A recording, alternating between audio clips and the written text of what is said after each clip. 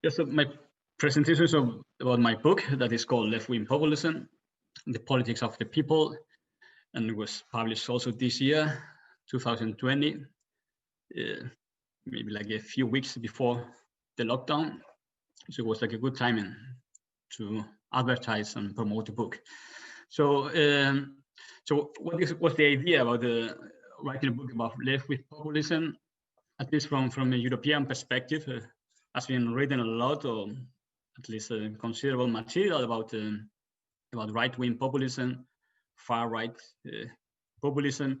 So there are not so many books. At least there are some articles, chapters, and a few books about left-wing populism. So I thought it was interesting just to reflect about this phenomenon and also to think about how populism can be productive from a left perspective, but also not missing the perspective or losing the perspective that we are talking about a left project.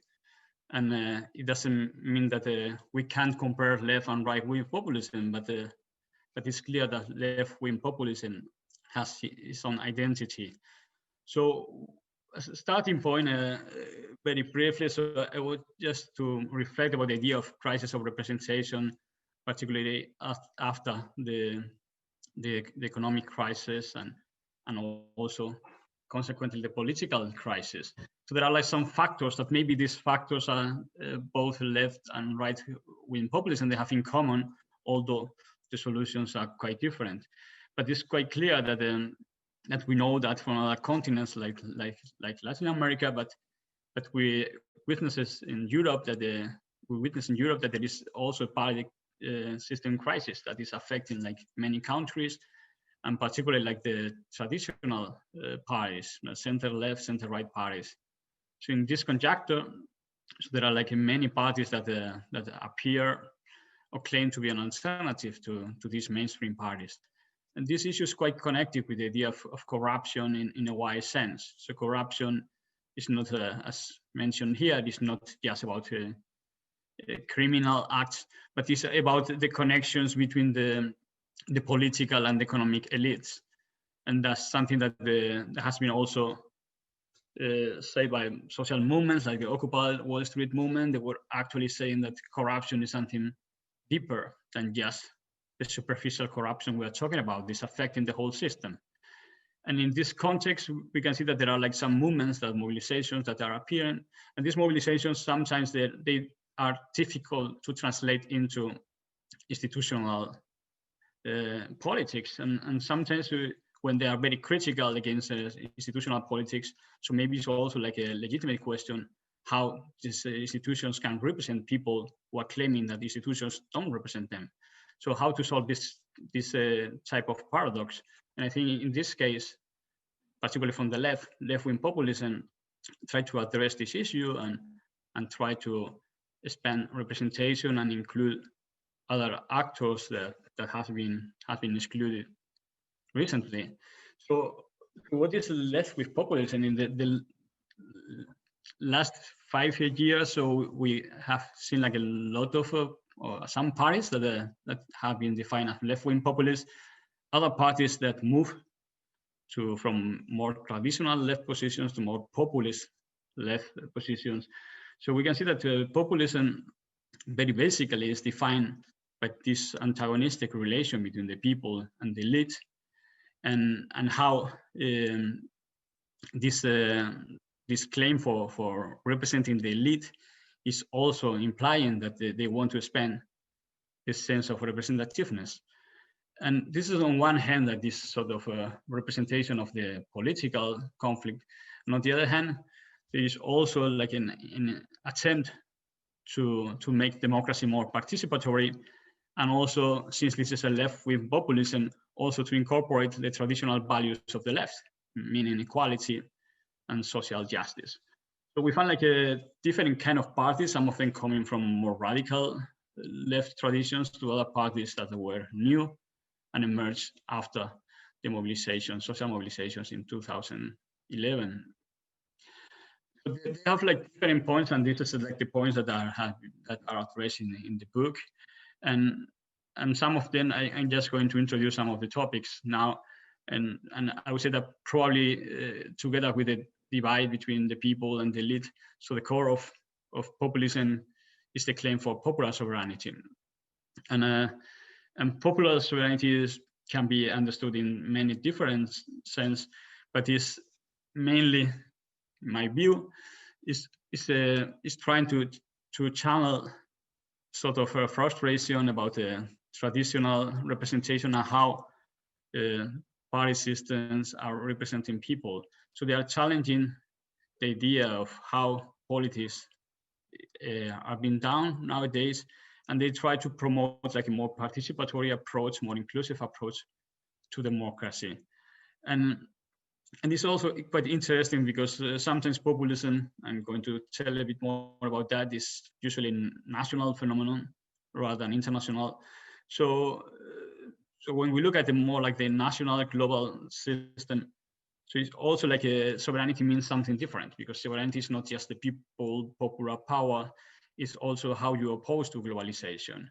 And it also sometimes is here when left-wing populism can sound a bit similar to right-wing populism. But we come back to this issue later. One thing that is quite interesting when we talk about populism is populists, they talk a lot about people. That's why they call them populists. But from the left has been like a traditional category that has been quite relevant, that is a category of class, in order to define identity, solidarity, internationalism, and so on. So there is sort of a concern from a left perspective about how the idea of people can replace like the potential transformational meaning of class. And this is a huge debate, but I would say that that of course the idea is not to replace class as such, but to find out how to incorporate the idea of class and how to understand people at this sort of vertical division between the elites and the people, as also as a sort of equality struggle for equality, and also in modern way of defining a class struggle. But of course, this is easier to say than to do. But this is one thing that can be problematic, and the second one is the issue of migration, multiculturalism, diversity in society, and so on. And when we talk about people usually is attached to a sort of homogeneous category. So we are all the people, so implying certain homogeneity in that sense.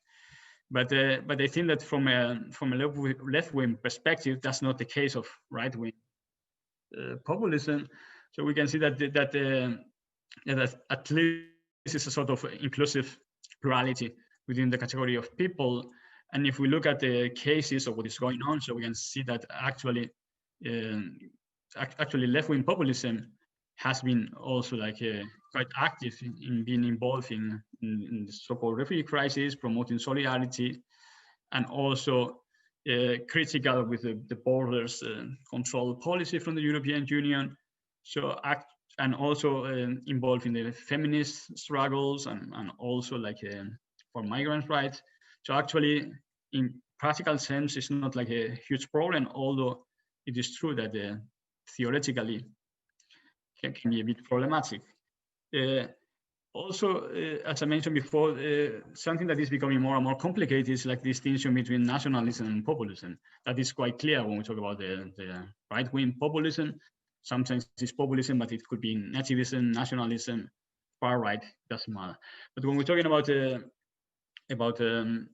left-wing populism, that's true that also the focus on popular sovereignty sometimes moves populism into a more nationalist terrain. Again, that's a different way of understanding the connection between the transnational and the national, because here the main focus is on how to protect national economy. So it's like more economic issue rather than an identitarian issue, but still the national dimension prevails. And in terms of nationalism, in order to how to avoid that, so some parties like Podemos, following the Habermasian idea of patriotism, constitutional patriotism. So they try just to move to a less emotional attachment to the nation and make it like more like a sort of rational social rights based, but not only attached on the sense of community. But there's still we are also, but it's not only about populist parties. Sometimes we are also witnessing, I guess, that the sort of nationalist trend that is also affecting like mainstream parties like the center right and center left parties.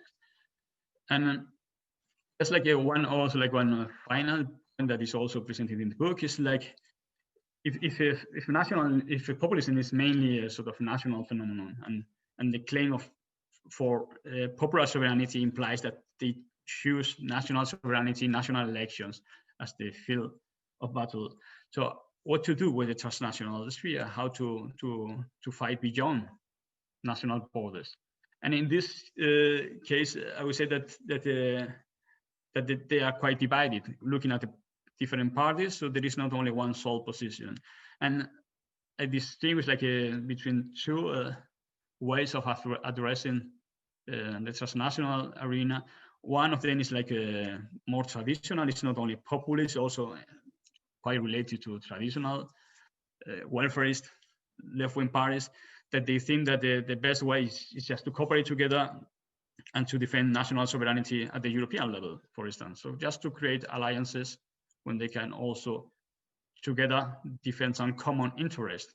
So it's like a sum of national sovereignties into a sort of international cooperation. This is one of the ways that is the dominant one, and we know this position from Enhedslisten in Denmark, but also from Front National in France, and the other left parties, and also the Nordic parties. But on the other hand, so we have like sort of an experiment that it was led by the Yanis Varoufakis, who's in the nice guy in the picture. So this is sort of trying to create this transnational movement. And transnational, when of course the national is important, but it's not determinant. So determines how to move to a sort of a pan-European movement, and how to connect that with the local level and go through like the national. But this is sort of interesting experiment, but also quite complicated until now, because the problem with the transnationalism is that it is not rooted in some local national realities. So they have some difficulties to come from the transnational level to the local and especially to the national level. So the national level is still quite dominant, and thinks of alternatives to this sort of sum of national sovereignties has been quite complicated. But the debate is still quite open. And I think with this final point, I would like to say my alternative way of saying thank you. And so the book is quite new, so if you are still interested, so I just recommend just to take a look to the book. So thank you.